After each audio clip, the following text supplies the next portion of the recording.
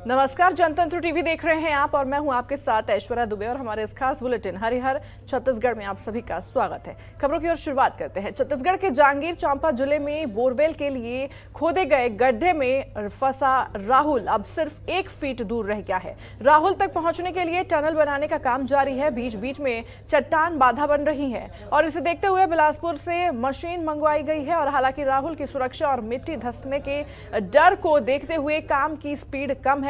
इधर एक बार फिर से रस्सी लेकर भी एनडीआरएफ बच्चे को निकालने के प्रयास में है। तो बीच में खबर यह भी थी कि राहुल की हलचल कम हो गई है, लेकिन प्रशासन ने कहा कि हम बच्चे को देख पा रहे हैं, वह सांस ले रहा है।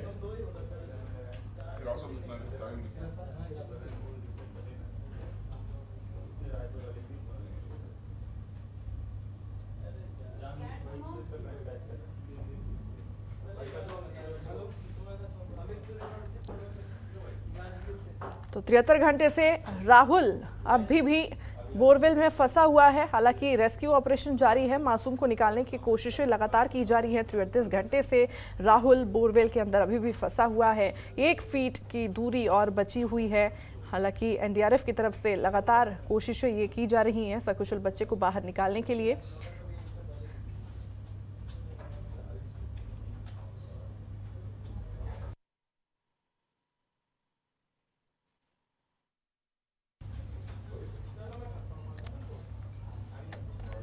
और ज्यादा जानकारी के साथ संवाददाता अनूप सूर्यवंशी हमारे साथ जुड़े हुए हैं, उनका रुख कर लेंगे। अनूप, 73 घंटे से राहुल नाम का एक बच्चा अभी भी फंसा हुआ है। लगातार कोशिशें की जा रही हैं एनडीआरएफ की तरफ से उस बच्चे को बाहर निकालने के लिए। अभी फिलहाल की क्या अपडेट सामने निकल कर आ रही है? नई चंपा जिले के पीड़ित गांव में जारी है। 72 घंटों से राहुल साहू 80 फीट के गड्ढे में फंसा हुआ है। एनडीआरएफ की संयुक्त टीम लगातार बचाव कार्य जारी है उनका। अभी वर्तमान की स्थिति बताना चाहूंगा। टनल के माध्यम से राहुल साहू तक पहुंचने का एनडीआरएफ की टीम प्रयास कर रही है। अभी 1 फीट की दूरी बची हुई है। लगातार राहुल साहू तक लोकेट किया जा रहा है कि राहुल साहू कहां पर है।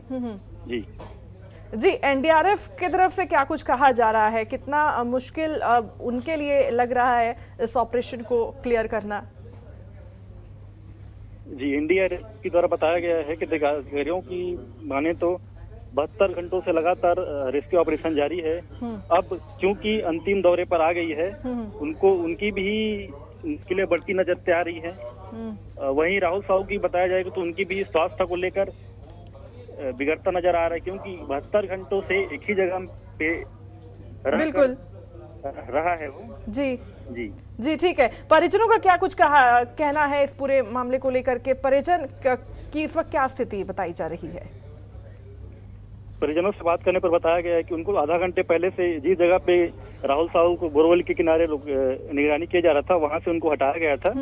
उनकी जो हम बात किए हैं तो उनको बताया गया है कि जल्द ही राहुल को निकाला जाएगा। अभी परिजनों की स्वास्थ्य सही है और राहुल को सकुशल बाहर निकालने कर प्रार्थना किया जा रहा है। जी, ठीक है। और वहीं जी, बने रहिए, आगे भी लगातार अपडेट्स आपसे लेते रहेंगे।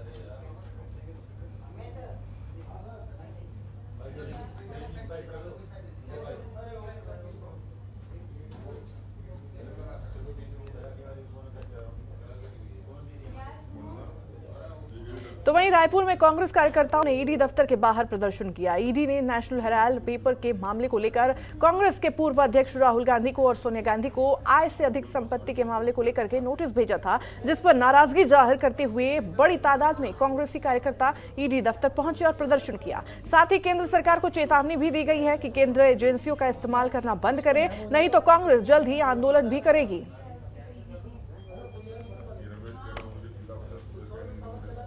सरकार की नाकामियां, महंगाई, बेरोजगारी, किसान, आम जनता की लड़ाई हमारे नेता माननीय राहुल गांधी जी अगर उठाते हैं तो केंद्र सरकार को तकलीफ होती है। केंद्र सरकार की नाकामियों को विपक्ष के नेता उठाते हैं तो केंद्र सरकार को तकलीफ होती है। हम केंद्र सरकार से डरने वाले नहीं हैं। केंद्र सरकार की नाकामियों को देश की जनता के सामने हम उठाते रहेंगे। हम डरने वाले नहीं है। सत्य परेशान हो सकता है मगर पराजित नहीं हो सकता। कार्यकर्ताओं ने ईडी के दफ्तर के सामने प्रदर्शन किया।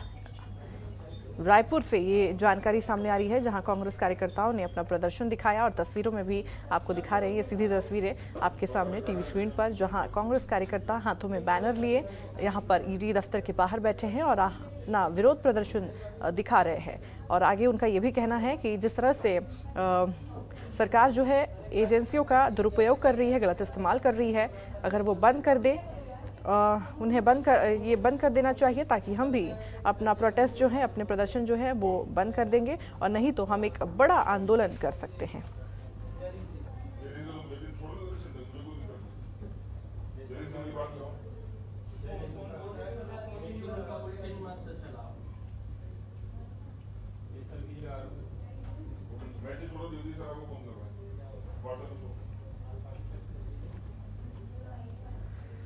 तो रायपुर से ये अहम जानकारी अपडेट आपको पहुंचा रहे हैं। आपको बता रहे हैं कि ईडी ने आय से अधिक संपत्ति को लेकर के राहुल और सोनिया गांधी को तलब किया है, नोटिस भेजा गया है। हालांकि आज ईडी के सामने राहुल गांधी पेश हुए हैं, सवाल जवाब किया जा रहा है। सुबह से ही ईडी दफ्तर में राहुल गांधी मौजूद हैं और वहीं ईडी दफ्तर के बाहर कांग्रेसी कार्यकर्ताओं का प्रदर्शन देखने को मिल रहा है। ठीक वही तस्वीरें रायपुर से भी ये सामने आ रही है, जहां ईडी दफ्तर के बाहर कांग्रेस के कार्यकर्ताओं ने अपना विरोध प्रदर्शन किया है। बात अब कवर्धा की करते हैं। कवर्धा में बैग आदिवासी महासम्मेलन आयोजन किया गया और इस सम्मेलन में हिस्सा लेने के लिए राज्यपाल अनुसुईया उइके एक दिवसीय दौरे पर कवर्धा पहुंची, जहां उन्होंने पहले भोरमदेव में भगवान भोलेनाथ के दर्शन किए और फिर जिसके बाद दीप प्रज्वलित कर महासम्मेलन कार्यक्रम की शुरुआत की गई। वहीं इस कार्यक्रम में राज्यपाल ने अलग अलग क्षेत्रों में उत्कृष्ट कार्य करने वाले नागरिकों को प्रशस्ति पत्र देकर सम्मानित किया और इस मौके पर राज्यपाल ने बैग आदिवासी समाज को संबोधित भी किया, जिसमें उन्होंने कहा कि हमारा आदिवासी समाज हमेशा से ही प्रकृति से जुड़ा रहा है। उनके परंपराएं, धार्मिक आयोजन, लोक नृत्य, संस्कृति में प्रकृति का प्रभाव है।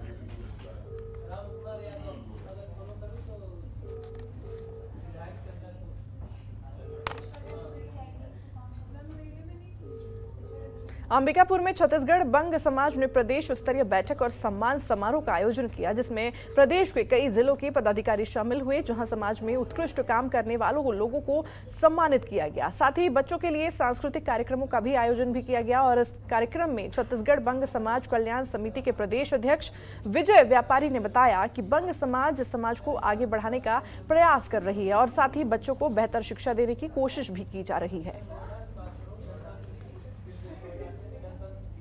आज के कार्यक्रम मुख्य रूप से सरगुजा जिला जो जिला अध्यक्ष है रामू घोष जी है, उनके टीम का पूरा आज शपथ ग्रहण हो रहा है और बाकी हमारे समाज के जो उत्कृष्ट कार्य किए उत्कृष्ट क्षेत्र में जिस क्षेत्र में किए हैं सभी को सम्मान समारोह रखा गया है। तो क्या कार्य किया जाएगा? समाज के उत्थान के लिए हम लोग सभी पहले एकता बनाए रखेंगे और शिक्षा को और समाज को किस तरह से कुरीतियों से मुक्ति दिलाया जा सके और अपने समाज को एक नई दिशा दे सके, इसके लिए हम लोग काम कर रहे हैं। ये कार्यक्रम आज शपथ ग्रहण समारोह है। इसमें हम लोग जिला अध्यक्ष और सभी हमारे टीम के शपथ लेंगे। उसके बाद जो शिक्षा में अव्वल है उनको सम्मान करेंगे, जो MBBS कर रहे हैं उनको भी हम यहाँ सम्मान करेंगे, बुजुर्ग लोग को सम्मान करेंगे, जो कृषि क्षेत्र में अच्छा काम किए उनको सम्मान करेंगे। रायगढ़ जिला से हैं, सूरजपुर से हैं, बलरामपुर जिला से हैं, सभी जिले से आए हैं, धर्मजगढ़ से आए हैं, उन सभी को हम लोग तो छत्तीसगढ़ के जांगीर चांपा जिले में बोरवेल के लिए खोदे गए गड्ढे में फंसा राहुल अब सिर्फ 1 फीट दूर रह गया है। राहुल तक पहुंचने के लिए टनल बनाने का काम जारी है। बीच बीच में चट्टान बाधा बन रही है। इसे देखते हुए बिलासपुर से मशीन मंगवाई गई है। हालांकि राहुल की सुरक्षा और मिट्टी धसकने के डर को देखते हुए काम की स्पीड जो है वो अब कम कर दी गई है। इधर एक बार फिर से रस्सी लेकर भी NDRF बच्चे को निकालने के प्रयास में है। बीच में खबर यह भी थी कि राहुल की हलचल कम हो गई है, लेकिन प्रशासन ने कहा है कि हम बच्चे को देख पा रहे हैं, वह सांस ले रहा है।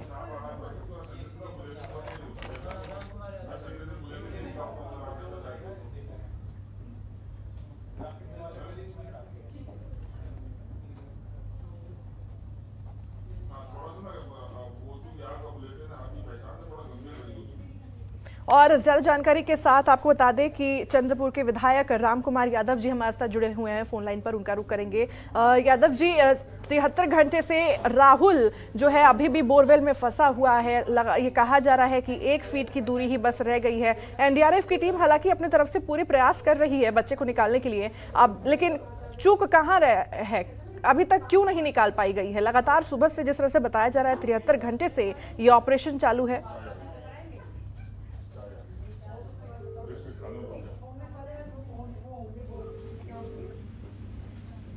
राम कुमार जी, आपको मेरी आवाज मिल रही है? जी जी जी जी हाँ, बोलिए मैडम। जी राम कुमार जी, देखिए 73 घंटे से बच्चा जो है राहुल जो है बोरवेल में फंसा हुआ है। हालांकि एनडीआरएफ की तरफ से लगातार कोशिशें की जा रही हैं बच्चे को बाहर निकालने के लिए। ये कहा जा रहा है कि 1 फुट की दूरी पर है, लेकिन अभी तक बच्चे को बाहर सकुशल क्यों नहीं निकाल पाया गया है? वो गहराई बहुत है, तो इसलिए जो है कि गड्ढा दूसरी तरफ से आपकी बना आवाज हम गया। तक सही से नहीं पहुंच पा रही है, आपकी आवाज हम तक सही से नहीं पहुंच पा रही है। मैं चाहूंगी आप एक बार दोबारा से जुड़ने की हमारे साथ कोशिश करें। तो बड़ी जानकारी, बड़ी अपडेट आपको दे रहे हैं। बोरवेल में मासूम बच्चा जो है अभी भी फंसा हुआ है, जिसको निकालने की कोशिशें की जा रही हैं। बोरवेल में अभी भी मासूम बच्चा जो है वो फंसा है। एनडीआरएफ की तरफ से लगातार कोशिश की जा रही है। 73 घंटे से बच्चा अभी भी फंसा हुआ है और ये कहा जा रहा है कि 1 फीट की दूरी पर ही बच्चा है। तो वहीं बीच में ये भी खबर आ रही थी कि बच्चे की सांसें जो है वो रुकी हुई हैं, हलचल नजर नहीं आ रही है। तो वहीं प्रशासन की तरफ से ये कहा जा रहा है कि बच्चे को हम देख पा रहे हैं, वो सांस ले रहा है अभी।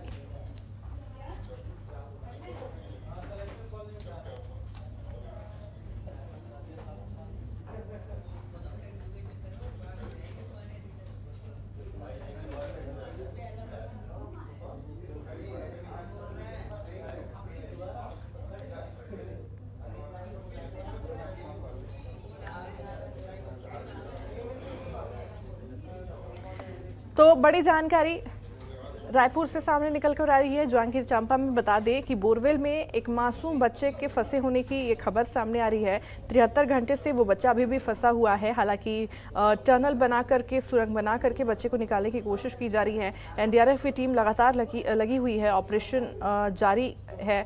बच्चे को बाहर निकालने की कोशिशें की जा रही हैं, रेस्क्यू ऑपरेशन चलाया जा रहा है। प्रशासन का ये भी कहा जा रहा है, प्रशासन की तरफ से ये भी कहा जा रहा है कि हम बच्चे को देख पा रहे हैं। बच्चे को निकालने की कोशिशें लगातार हमारी तरफ से की जा रही है। बच्चा अभी ठीक है, सांस ले पा रहा है।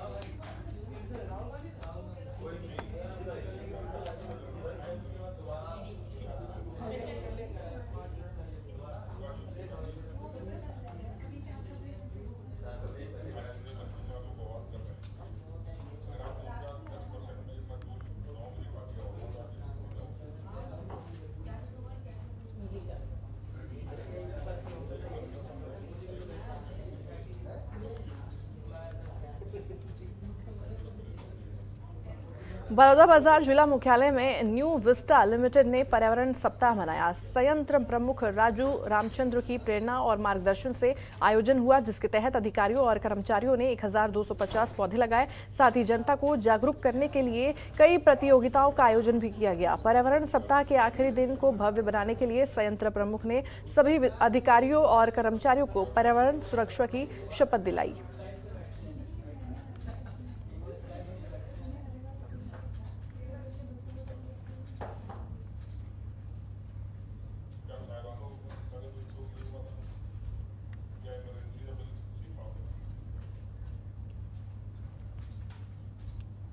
बलौदाबाजार में केंद्र सरकार के 8 साल पूरे होने पर गरीब कल्याण जनसभा का आयोजन किया गया, जिसमें बीजेपी के प्रदेश उपाध्यक्ष मोतीलाल साहू ने केंद्र सरकार के 8 साल के कार्यकाल की उपलब्धियां गिनाई। इस दौरान बीजेपी के प्रदेश उपाध्यक्ष मोतीलाल साहू सहित पूर्व विधानसभा अध्यक्ष गौरीशंकर अग्रवाल सहित भारतीय जनता पार्टी के कार्यकर्ता भारी संख्या में मौजूद रहे।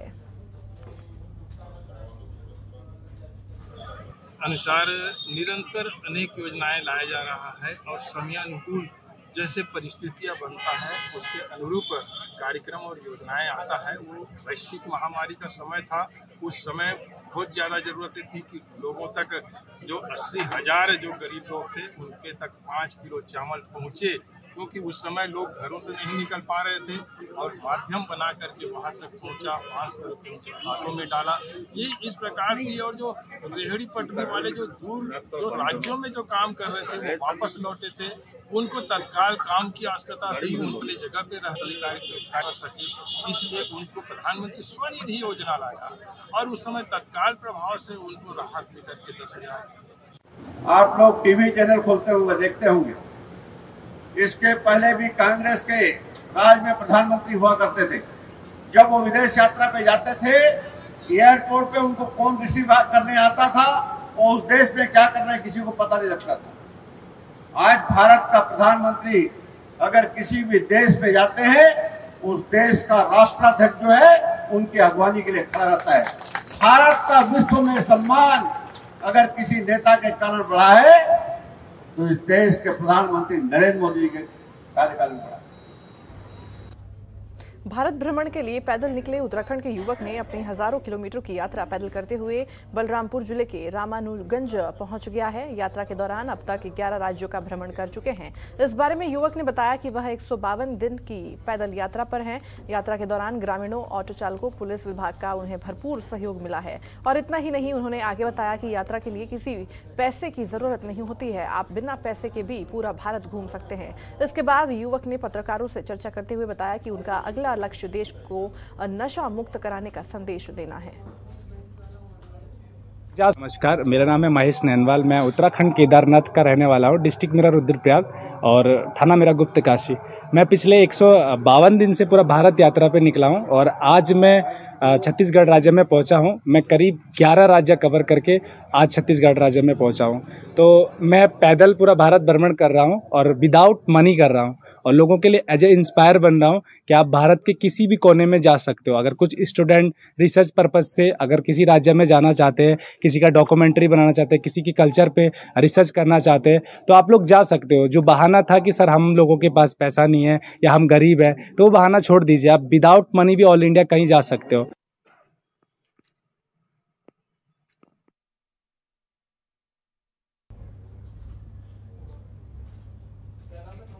बेमेतरा में राष्ट्रीय कांग्रेस कमेटी ने 1 दिवसीय मौन सत्याग्रह कर बीजेपी सरकार के खिलाफ प्रदर्शन किया। यह प्रदर्शन कांग्रेस नेता राहुल गांधी को ईडी के समन के विरोध में किया गया। बता दें कि कांग्रेस के राष्ट्रीय अध्यक्ष सोनिया गांधी और सांसद राहुल गांधी के खिलाफ नेशनल हेराल्ड केस पर ईडी ने पूछताछ के लिए समन जारी किया था और इसको लेकर जिला कांग्रेस कमेटी के तहसील कार्यालय में के पास विरोध प्रदर्शन किया गया। और वहीं इस दौरान विधायक आशीष छाबड़ा और जिला कांग्रेस कमेटी अध्यक्ष पंसी पटेल भी मौजूद रहे।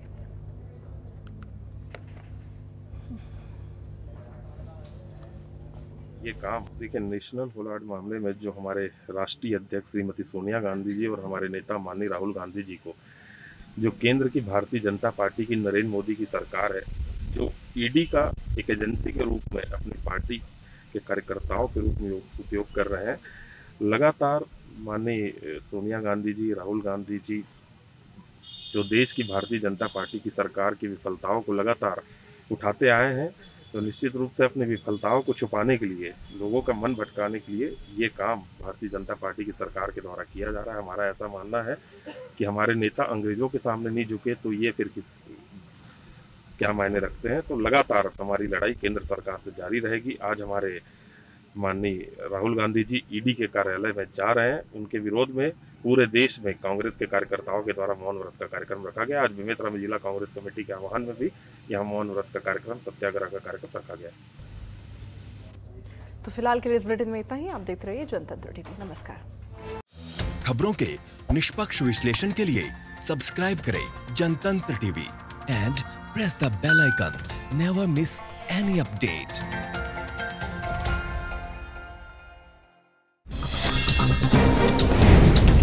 डाउनलोड कीजिए जनतंत्र टीवी ऐप को, जो कि अवेलेबल है गूगल प्ले और ऐप स्टोर पर।